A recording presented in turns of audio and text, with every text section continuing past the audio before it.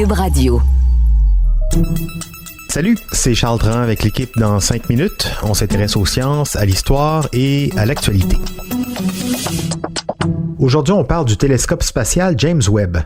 Après des décennies de construction, 15 ans de retard pour son lancement et 11 milliards de dollars américains plus tard, le télescope James Webb, Webb avec 2 B, s'est finalement élancé dans l'espace le jour de Noël dernier et s'est déployé avec succès un mois plus tard à son point d'orbite très loin de la Terre. Alors, qu'est-ce qui va nous apprendre ce nouveau super télescope spatial? À quoi s'attendent les chercheurs? À rien de moins qu'une nouvelle ère en astrophysique. Voici quelques exemples de ce qu'on attend de cet outil de pointe avec Véronique Morin. Les chercheurs n'ont pas chômé depuis le début de la construction du télescope James Webb. Plus de 20 000 papiers scientifiques ont déjà été publiés avant même que l'engin ne s'envole finalement dans l'espace le 25 décembre 2021. And liftoff. Décollage. Décollage, liftoff from a tropical rainforest to the edge of time itself. James Webb begins a voyage back to the birth of the universe. Le télescope James Webb, du nom de l'ancien administrateur de la NASA qui a supervisé les premières années du programme Apollo, a mis un mois à se rendre à son point d'orbite, le point de Lagrange 2, qui se situe à 1,5 million de kilomètres de la Terre, l'équivalent de 4 fois la distance entre la Terre et la Lune. Un point d'orbite assez près pour continuer de communiquer avec la Terre, mais assez loin pour ne plus avoir notre planète ni le Soleil dans son champ de vision. De ce point, L2, son pare-soleil de la taille d'un court de tennis bloque toujours le Soleil, tandis que son miroir primaire de 6,5 mètres de large regarde dans l'obscurité de l'espace lointain. Webb étudiera un certain nombre d'objets astronomiques, y compris les galaxies les plus éloignées de l'univers, les atmosphères des planètes extrasolaires et les pépinières stellaires enveloppées de poussière. L'un des gros avantages de L2, de ce point d'orbite, c'est qu'il y fait froid. Les 4 instruments scientifiques de Webb fonctionnent à des températures d'environ moins 233 degrés Celsius, c'est 40 degrés au-dessus du zéro absolu, pour repérer de faibles lueurs de chaleur, des ondes infrarouges provenant d'étoiles, de galaxies et d'autres objets cosmiques. Avec sa capacité de détection de la lumière infrarouge, le télescope James Webb est 7 fois plus sensible que le télescope spatial Hubble.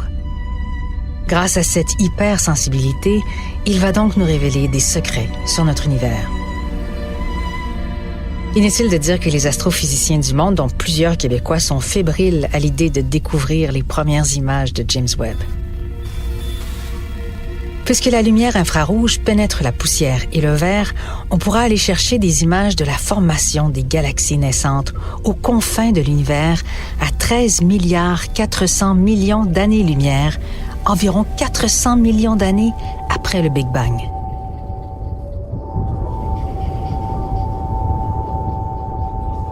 L'astrophysicien David Lafrenière de l'Université de Montréal estime, comme ordre de grandeur, que c'est comme réussir à voir une abeille sur la Lune. Plus d'une douzaine d'autres astronomes canadiens sont aussi affairés sur le nouveau télescope Webb. Le Canada a contribué au télescope révolutionnaire en fournissant 2 instruments, le capteur de guidage fin qui lui permet de pointer et de focaliser sur des objets avec une stabilité extrême, et le NIRIS, qui signifie imageur proche infrarouge et spectrographe sans fente, utilisé pour sonder la composition des atmosphères sur des planètes lointaines, les exoplanètes, qui orbitent autour d'autres étoiles, comprendre l'univers primordial et établir l'habitabilité potentielle de mondes semblables à la Terre. Chris Williott, qui dirige le programme d'observation canadien NIRIS, s'intéresse particulièrement, lui, aux trous noirs que l'on retrouve au centre de la plupart des galaxies, incluant la nôtre. Il va tenter de voir comment ces trous noirs ont commencé au tout début de l'univers, car certains d'entre eux sont devenus très grands, très rapides, et c'est ce qui est surprenant. L'une des observations les plus intrigantes concernera le système TRAPPIST-1 qui se situe à 40 années-lumière de la Terre. Olivia Lim, doctorante en astrophysique à l'Université de Montréal, utilisera le télescope James Webb pour étudier les atmosphères des planètes du système TRAPPIST-1 et découvrir celles qui ont les meilleures chances d'habitabilité. Victoria Meadows, professeure d'astronomie à l'Université de Washington et chercheuse principale de la chasse aux exoplanètes habitables de la NASA, s'intéresse aussi aux atmosphères des planètes lointaines qui ressemblent à la Terre. Elle examinera de très près les données du système TRAPPIST-1. Elle explique que les 7 planètes de la taille de la Terre en orbite autour de la petite étoile TRAPPIST-1 sont les meilleures cibles pour étudier les atmosphères des planètes telluriques extrasolaires. Une planète de la taille de la Terre, passant devant TRAPPIST-1, peut révéler l'absorption des molécules atmosphériques qui atténuent la lumière des étoiles à des niveaux que le télescope James Webb peut détecter. Les 2 planètes les plus proches de TRAPPIST-1 ont peut-être perdu des océans, laissant derrière elles des atmosphères dominées par la vapeur d'oxygène ou de dioxyde de carbone, ou ont complètement perdu leur atmosphère. Le télescope James Webb pourra révéler des molécules atmosphériques clés, y compris de l'eau avec une forme plus lourde d'hydrogène, qui indiquerait une perte précoce de l'océan et révélerait des signes de vie dans les atmosphères des 3 planètes de la zone habitable de TRAPPIST-1. Cependant, étant donné le peu de connaissances sur ces planètes, une détection de CO2 ou de méthane sera difficile à interpréter comme étant définitivement due à la vie.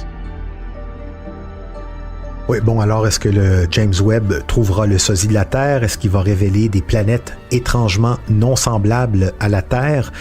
Les recherches de milliers de scientifiques qui attendent patiemment de voir ce que Webb va dévoiler aideront à répondre à certaines de ces questions, mais déjà ici sur Terre, la communauté scientifique est très excitée par la capacité de cet outil hors norme à suivre. Donc, merci Véronique Morin. C'était en 5 minutes.